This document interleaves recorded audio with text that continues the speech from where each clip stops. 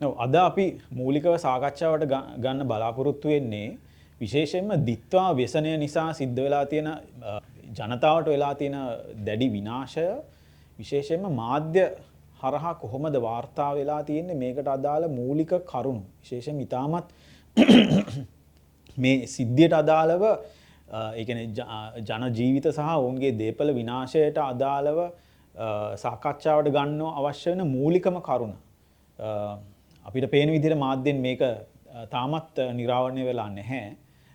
දැන් මේ සිද්ධිය වෙලා මාස 6කට ආසන්නයි. එතකොට මේ සම්බන්ධයෙන් සාකච්ඡාවක් මතු කරන්න සහ ආශ්‍රිත අනිකුත් කරුණු ගැන සාකච්ඡාවක් ගන්න තමයි මූලික බලාපොරොත්තු වෙන්නේ.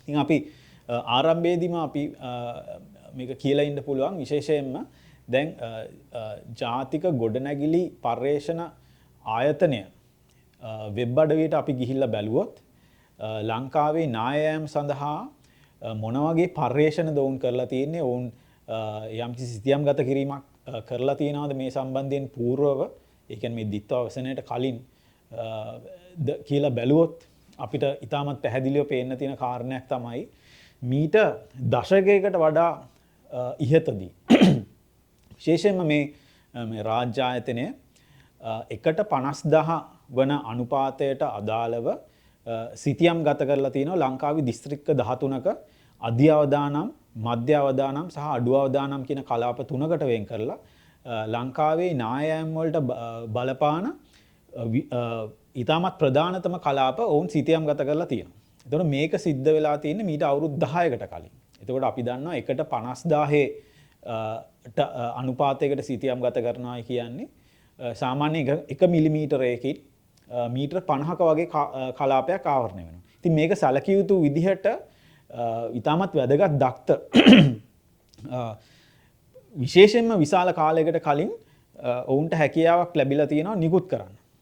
එතකොට ඊට පසුවත් මේ දක්ත තවදුරටත් අපි කියන ශුද්ධ තලයට ගෙන යන්න ඔවුන් එකට 10000 අනුපාතයට සිතියම් ගත කිරීම පටන් අරගෙන තියෙනවා. එතකොට ඒකෙනුත් ඔවුන් වර්ග කිලෝමීටර 10500කට වඩා ප්‍රමාණයක් සිතියම් ගත කිරීමකට ලක් කරන්න සමත් වෙලා තියෙනවා. ඒ කියන්නේ නමුත් ඔවුන්ට ලබලා දීලා තිබ්බ ඒ කියන්නේ ඉලක්කය තමයි වර්ග කිලෝමීටර 25000ක්. නමුත් දැන් අපි දන්නවා ලංකාවේ වර්ග ප්‍රමාණයම වෙන්නේ කිලෝමීටර 65500ක් වගේ ප්‍රමාණයක්.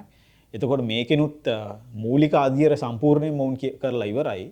එතනනුත් වර්ග කිලෝමීටර 10500ක ප්‍රමාණයක් ඔවුන් සිතියම් ගත කරා කියන්නේ අතිශය වැදගත් කරුණු දක්ත මේ දිත්වා සුලිකුණාටුවට පෙර රාජ්‍ය ඉදිකිරීම් පර්යේෂණ ආයතනය සතුව තිබ්බා. දැන් මේකෙදි කියන්නේ අපි දන්න එතකොට එකට 10000 අනුපාතය කියන්නේ මිලිමීටරයකින් මීටර 10ක් වගේ ඉතාමත් ක්ෂුද්‍ර තලයේ අපිට තොරතුරු වාර්තා වෙන ප්‍රමාණයට ඔවුන් සතුව මේ සම්බන්ධයෙන් තොරතුරු රැස් කරගෙන තිබ්බා.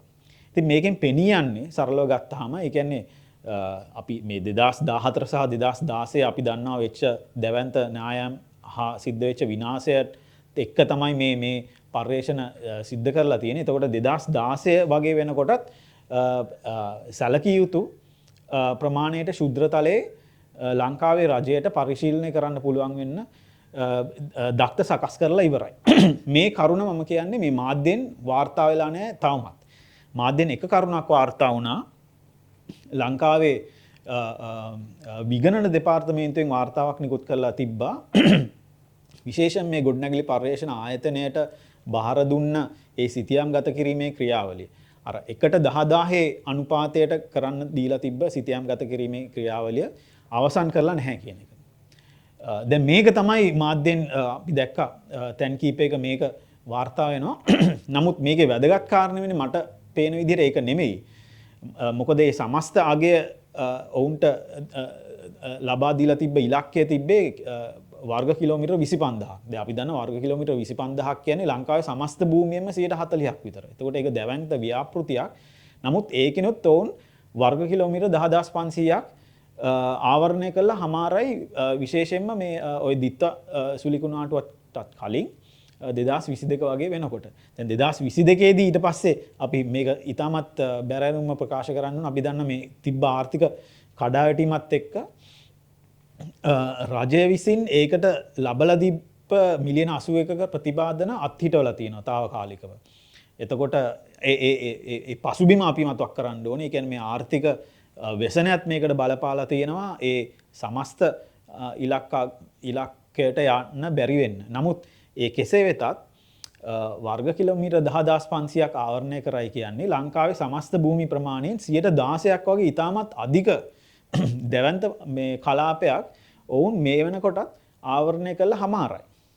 එතකොට ඉතාමත් පැහැදිලිව ඒ අපි දන්නවා ඒ මූලික ඒ ඇස්තමේන්තු ගත කිරීම එහෙම නැත්නම් සිතියම් ගත කිරීම ඇතුළට අර අධි අවදානම් කලාප සියල්ල ඒකට ආවරණය වෙනවා.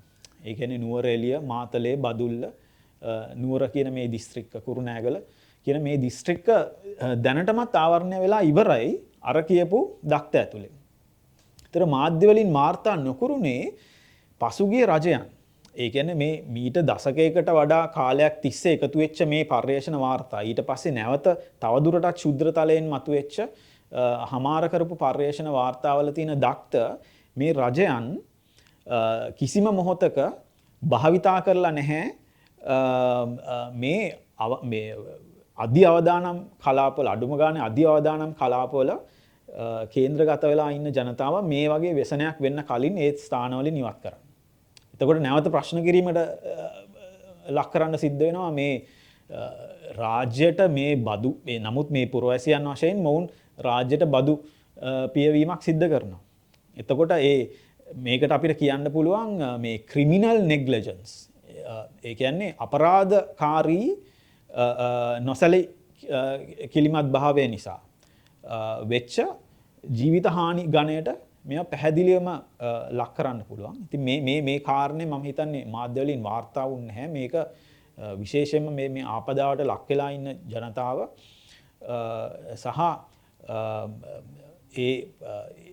ඒ හරහා තවත් ඔවුන් ආශ්‍රිතව ඒ ආපදා නිසා හානියටපත් වෙච්ච පිරිසක් ඉන්නවා. ඔවුන් විශේෂයෙන් මේ සම්බන්ධයෙන් දැනුවත් විය යුතුයි. එතකොට මේ සම්බන්ධයෙන් විශේෂයෙන්ම රජයට දැඩිව බල කිරීමකට ලක් කළ යුතුයි. මේ සඳහා දැනටමත් ක්‍රියාමාර්ග ගන්න කියන එක. මොකද දැන් ඊළඟ අධීර වශයෙන් අපි ගත්තොත් එහෙම මේ රාජ්‍ය ඉදිරිකිරීම සහ පර්යේෂණ දෙපාර්තමේන්තුව නැත්නම් ආයතනයේ දැන්ට තියෙන දක්තවලට අනුව ඔවුන් පෙන්වන එකක් තමයි මේ අධි අවදානම් කලාප වල නිවාස 15000කට ආසන්න ප්‍රමාණයක් දැන් ඔවුන් සලකුණු ගත කරලා තියෙනවා. නමුත් මේකෙන් නිවාස 90ක් වගේ ප්‍රමාණයක් තමයි ඔවුන් ලියාපදිංචි කරගෙන තියෙන්නේ. ඒ වගේම ඒවාට අදාළව ඒ කියන්නේ ඔවුන්ට ඒ කියන්නේ නැවත නිවාසයක් ලබා දිය යුතුයි රජයෙන්. මේවයින් රුපියල් මිලියන 128ක් පමණයි මේ මොහොතේ ලබා දීලා තියෙන්නේ. ඒ කියන්නේ අපි දල වශයෙන් ගත්තොත් අපි දන්නවා මිලියන 10ක් විතර එක නිවසකට ප්‍රතිපාදන වශයෙන් වෙන් කරලා තියෙනවා. නිවස ඉදිකිරීම සහ ඉඩම් ලබා ගැනීම කියන දෙකටම. එතකොට ආසන්න වශයෙන් නිවාස 13ක් හෝ 20ක් වගේ ප්‍රමාණයක් තමයි මේ මොහොතේ ඔය කියන විදිහට ඒ දක්තවලට අනුව ප්‍රතිපාදන වෙන් වෙලා තියෙන රජයෙන්. නමුත් අපි දන්නවා සමස්ත අගයන් වශයෙන් ගත්තොත් එතකොට නිවාස 15000ක් සම්පූර්ණයෙන්ම වගේ හානි වෙලා තියෙනවා. ඊට අමතරව නිවාස 1,15,000ක් අර්ධ වශයෙන් හානි වෙලා තියෙනවා. එතකොට සමස්ත වශයෙන් ගත්තාම රුපියල් බිලියන 300ක විතර අගයක් මේ ආධාර සඳහා එහෙම නැත්නම් මේ ප්‍රතිස්ථාපන ක්‍රියාවලිය සඳහා අවශ්‍ය වෙනවා. නමුත් මේ NBRO ආයතනයේ තියෙන මේ දක්ත ගබඩාවෙන් පෙන්වන්නේ රුපියල් මිලියන 128ක ප්‍රමාණයක් පමණයි මේ මොහොතේ අර කියන සමස්ත නිවසම විනාශ වෙච්ච එහෙම නැත්නම් අධි අවදානම් කලාපයේ ඉන්න පිරිසට ලබා දීලා තියෙන්නේ. මේ දක්ත වල නිවැරදිතාවය අපි සලකුණු කරන්නේ එම ආයතනය මත තමයි ඒක පැවරෙන්නේ. ඔවුන්ගේ දක්ත තමයි අපි මේ මොහොතේ මේ ගෙනත් පෙන්වන්නේ. ඉතින් සමස්තයක් වශයෙන් ගත්තාම අපිට කියන්න තියෙන්නේ මේක විශේෂයෙන්ම දක්ත නැතිකම නිසා සිද්ධ වෙච්ච ක්‍රියාවලියක් නෙමෙයි. පැහැදිලිවම මේ කලාපවල දැන් උදාහරණයක් විදිහට අපි මාත් තරඳුඩුවර ගියා විශේෂයෙන්ම මාතලේ සහ නුවර දිස්ත්‍රික්කයේ ප්‍රදේශ 3කට මේ නායම් වලින් මේ මොහොතේ දැඩි පීඩා විඳින සහ ඒකට ලක්වෙච්ච ප්‍රජාව හම්බ වෙන්න සහ ඔය ඒ තියෙන තත්ත්වයන් ගැන තොරතුරු එකතු කරන්න. එතකොට මේ තියෙන ප්‍රදේශ සියල්ල ඉතාමත් පැහැදිලිව අර අපි මුලින් කියපු අර 1:50000 අනුපාතයට අදාළව සිතියම් ගත කරලා තිබ්බ කලාප වලට ඉතාමත් පැහැදිලිව පෙන්නනවා. ඉතාමත් ඒ කියන්නේ අධි අවදානම් කියන කලාපේ විශේෂම රත්තොට කියන කලාපේ දැන් ඕන කෙනෙක්ට ගිහිලා බලන්න පුළුවන් NBRO වෙබ් අඩවියෙන් මාතලේ දිස්ත්‍රික්කයේ රත්තොට කියන ප්‍රදේශ අධි අවදානම් කලාපයක් කියන එක සලකුණු කරලා තියෙනවා. එතකොට මේ සිතියම නිර්මාණය වෙලා තියෙන මීට අවුරුදු 10කටත් කලින්. ඊට පස්සේ අපි දැන් මහනුවර දිස්ත්‍රික්කයේ ගිහිලා බලුවොත් අපි දෙවනි මේ ගිය ප්‍රදේශය තමයි නාවලපිටිය. එතකොට මේ නාවලපිටියට අදාළව ඒ කලාපයත් අපි ඒ ගිය ප්‍රදේශය පැහැදිලිවම සලකුණු කරලා තියෙනවා මේ සිතියම් වල අධි අවදානම් කලාපයක් කියන එක. ඉතින් එතනින් නවතින්න නැතුව එකට 10000 සිතියම් තියෙනවා. ඒ කියන්නේ තවත් ශුද්‍ර තලයට ගිහිල්ලා ඒ කියන්නේ මේ සම්බන්ධයෙන් ඉතාමත් ඒ කියන්නේ නිවාස මට්ටමින් තීන්දුව ගන්න පුළුවන් තලයේ දක්ත මේ ව්‍යසනය එන්න අවුරුදු කීපයකට කලින් තිබ්බා. ඒ වගේම අවුරුදු 10කට කලින් දල දක්ත විශේෂයෙන්ම එක්ස්ට්‍රැක්ට් කරගෙන තියනවා කියන එක පෙන්වන්න පුළුවන්.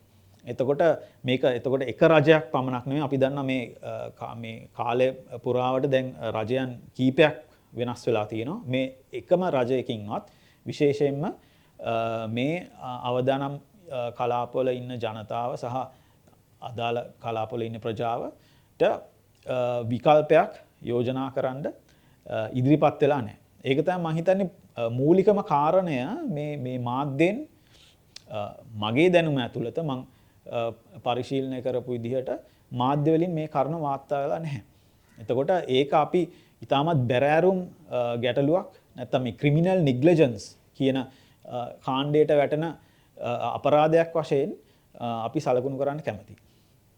දෙවනුව අපි සාකච්ඡාවට ගන්න බලාපොරොත්තු වෙන්නේ මේ මොහොතේ දැන් මේ අධි අවදානම් කියන කලාපයට අමතරව මේ රාජ්‍ය මේ ඉදිකිරීම් වෙනුවෙන් වූ පර්යේෂණය කරන මේ ආයතනය වෙන් කරනවා ඊට පසුව මේ මැදි අවදානමින් ඉන්න පිරිස් විදිහට සලකුණු ගත කරගෙන යනවා තවත් ප්‍රජාවක්. එතකොට ඔවුන්ගේ නිවාස මේ රජයට අනුව ඔවුන් කියන්නේ මේ ඒ නිවාසවල තවදුරටත් ඒ ප්‍රජාවට ජීවත් වෙන්න හැකියාව තියෙනවා කියන එක. ඒක තමයි ඔවුන් කියන්නේ. දැන් අපි මේ කියන කලාප නැත්තම් ওই මැදි අවදානම් කියන කලාප කීපයකට ගියා. දැන් මේවා වල තත්ත්වය දිහා බලපුවාම ඒවා මැදි අවදානම් කියන ගණයට ඔවුන් ලක්කරේ කොහොමද කියන එක අතිශය බැරෑරුම් ගැටලුවක් බවට පත් වෙනවා. ප්‍රධාන වශයෙන් ගත්තාම ඔවුන් මේ බිත්තිවල ඉතාමත් දැවැන්ත ඉරිතැලීම් සහ ඒ වගේම පොළව ඇදවීම් මේ වගේ අතිශය අවදානම් තැනකට තමයි මේ ඒ වගේ කලාප වලට නැවත මිනිස්සුන්ව ගිහිල්ලා පදිංචි කරන්න කියලා. ඒ කියන්නේ ඔවුන්ට නැවත මේ නිවාස වලට ගිහිල්ලා ජීවත් වෙන්න කියලා මේ රජයෙන් දැනුම් දීලා තියෙනවා. එතකොට අපි දැන් නාවලපිටියේ ප්‍රදේශයකට ගියාම මේ යම් ප්‍රජාවක් මේකට ඔවුන් 100%ක් විරෝධතාවය දක්වලා ඔවුන් මේ නාය ගිය මේ වකවානුවේ ඔවුන්ට ලැබිලා තිබ්බ తాවකාලික මේ වාසස්ථාන එහෙම නැත්නම් ඒ ඔවුන් දැන් මේ මොහොතේ ඉන්නවා යම් තේවත්තක ඒ කර්මාන්ත ශාලාවේ යම් කොටසක ඔවුන් ජීවත් වෙන්නේ. එතකොට එතනින් යන්න ඔවුන් තාමත් කිසිම කැමැත්තක් නැහැ. මොකද අර නිවාසවල තියෙන අවදානම නිසා.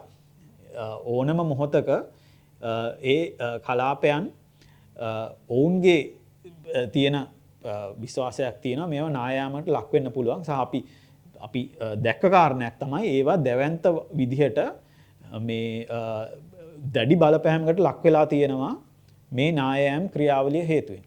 දැන් මෙතන තියෙන අපි මූලික මතු කරන්න ඕනේ මෙන්න මේ ක්‍රියාවලිය. ඒ කියන්නේ අධි අවදානම්, මැදි අවදානම් සහ අඩු අවදානම් කියන ඒ ආකෘතියට මොන වගේ මානසිකත්වයක් ඇතුලේ ඉඳගෙනද මේ රජය මේ සාමාන්‍ය මහජනතාවගේ ජීවිත මේ අර කැටගරයිස් කරලා තියෙන්නේ. එහෙම නැත්නම් ඒවා වර්ගීකරණය කරලා තියෙන්නේ කොහොමද කියන එක.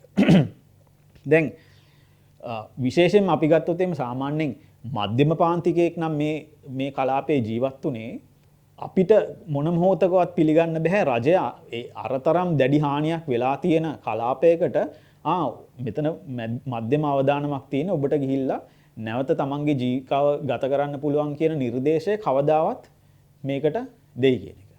ඉතින් එතකොට මේ අවදානම ජීවිතයට තියෙන අවදානම ඒ කියන්නේ নিরপেক্ষ දෙයක් නෙමෙයි මේ මොහොතේ. ඒ කියන්නේ මේ රජය මේ නිවේදනය නිකුත් කරලා තියෙන්නේ ඒ ජීවිතයට තියෙන අවදානම තියෙන්නේ මොන සමාජ පසුබිමකින් එන පිරිසක්ද කියන එක තමයි මූලිකව බලලා තියෙන්නේ. දැන් මේකට මූලිකව ලක් වෙලා තියෙන විශේෂයෙන්ම කඳුකර ප්‍රජාව ලංකාවේ මලේග ප්‍රජාව. එතකොට දැන් මේ පේන විදිහට ඔවුන් හිතනවා රයිට් මේ කඳුකර ප්‍රජාවට මේක මධ්‍යම අවදානම්. දැන් සාමාන්‍යයෙන් මධ්‍යම පාන්තිකයෙක් වෘත්තිකයෙක්ගේ නිවසකට මේ වගේ අලහබානියක් එහෙම නැත්නම් ඒ ඉන්න ප්‍රදේශයට මේ වගේ අලහබානියක් වුණා නම් ඒකට මධ්‍යම අවදානම කියලා ලඝු කරලා ඔවුන්ට නැවත ඒ නිවසට යන්න කිව්වොත් එහෙම අපි දන්නවා අතිවිශාල විරෝධයක් ලකුණු වෙනවා සමාජයේ. නමුත් ඒ දේ දැන් මේක සිද්ධ වෙන්නේ නැහැ. මොකද මේ ජීවිතයට තියෙන අවදානම කියන එක තමාගේ සමාජ පසුබිම අනුව වර්ගීකරණය කරලා තියෙන රජය. එතකොට ඒ කියන්නේ සමානාත්මතාවය කියන එක විශේෂයෙන්ම උල්ලංඝනය කරලා තියෙනවා. ඒ ජීවිතයට තියෙන අයිතිය කියන එක විශේෂයෙන්ම උල්ලංඝනය කරලා තියෙනවා මෙතනදී. දෙවනුව සටහන් කරන්න ඕනේ මේ වර්ගීකරණය නැවත අපි තවදුරටත් සමීක්ෂණය කරලා බැලුවොත් ඒ කියන්නේ විග්‍රහ කරලා බැලුවොත් දැන් සාමාන්‍යයෙන් මෙතනදී පැහැදිලිවම අපිට පේන දෙයක් තමයි කෙනෙක්ගේ ජීවිතයට තියෙන අවදානම තමයි. ඒ කියන්නේ මෙතන නායෑමට තියෙන අවදානම කියලා ඒක වර්ගීකරණයකට කරත් මෙතනදී අවසානයේදී තමන්ගේ ජීවිතය තිබෙයිද නැති වෙයිද කියන අවදානම තමයි මෙතනදී ඔවුන් සලු කරගන්නේ. ඒතකොට මේ මධ්‍යම අවදානම් කියන එක මේ නිවෙස් වලට දැඩි අලාභානි වෙලා තිබෙදී ඒ නිවෙස් කලාප වලට මධ්‍යම අවදානම් කියන එක ඔවුන් ලකුණු කරන්නේ හරියට නිකන් දැන් උදාහරණයක් විදිහට අපි දන්නවා මේ ලෝකේ රේටින් ඒජන්සිස් කියනවා. ඔවුන් වර්ගීකරණය කරනවා ව්‍යාපාර. එහෙම නැත්නම් රාජ්‍ය ණය. අපි විශේෂයෙන් ව්‍යාපාරයක් ගමුකෝ උදාහරණයකට. දැන් ඔය බැංකු වලට වුන් රේටින් ඒජන්සිස් නිකුත් කරනවා රයිට් මේ ව්‍යාපාරයට ඉදිරියට ක්‍රියාත්මක වීමේදී ඒක තවදුරටත් කරන්න පුළුවන්ද කියන එකට අවධානමක් තියෙනවා. මේක තමයි ඒ කියන්නේ සාමාන්‍යයෙන් ඔය රේටින් ඒජන්සිස් කරන්නේ. දැන් මෙන්න මේ මානසිකත්වය. ඒ කියන්නේ හරියට නිකන් ව්‍යාපාරයකට තවදුරටත් ව්‍යාපාරකරණය කරන්න පුළුවන්ද බැරි වෙයිද වගේ තියෙන මානසිකත්වයක ඉඳලා තමයි මේ සාමාන්‍ය මනුෂ්‍ය ජීවිතයකට තියෙන අවදානම සලකුණු කරලා තියෙන්නේ.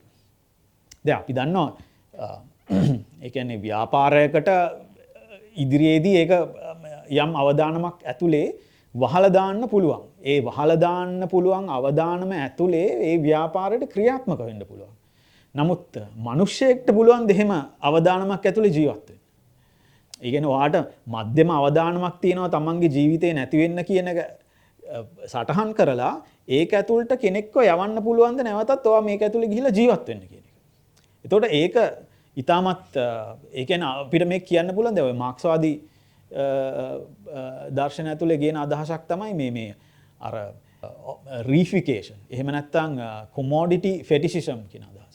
ඒ කියන්නේ සාමාන්‍යයෙන් මේ මනුෂ්‍ය සම්බන්ධතා නැත්නම් මේ සම්බන්ධතා වශයෙන් තියෙන යම්කිසි යථාර්ථයක් දේවල් වශයෙන් දැකීම සහ දේවල් විදිහට බාර අරගෙන ඒ හරහා තීන්දුව తీරන ක්‍රියාත්මක කිරීම. ඒතර මෙතන පැහැදිලිවම මෙන්න මේ රීෆිකේෂන් කියන ක්‍රියාවලිය තමයි අපි දකින්නේ මේ රජයෙන්. ඒ කියන්නේ මේ මැදි අවදානම් කියලා හරියට නිකන් ව්‍යාපාරයකට ක්‍රියාත්මක වෙන්න පුළුවන් වගේ නිකන් මධ්‍යම අවදානමක් ඇතුලේ තමන්ගේ කටයුතු කරගෙන යන්න පුළුවන් වගේ මේ ප්‍රජාවටත් ගිහිල්ලා කියනවා ඔයාගේ ජීවිතේට තියෙන මධ්‍යම අවදානමක් ඒ කියන්නේ ජීවිතේ නැති වෙන්න. ඒ නිසා ප්‍රශ්නයක් නැහැ ඔයා ගිහිල්ලා අර මේ තැනට නැවත ඒ තැන්ට ගිහිල්ලා ජීවත් වෙන්නේ. එතකොට මෙන්න මේක දැන් මේ වෙළඳපොළ සමාජ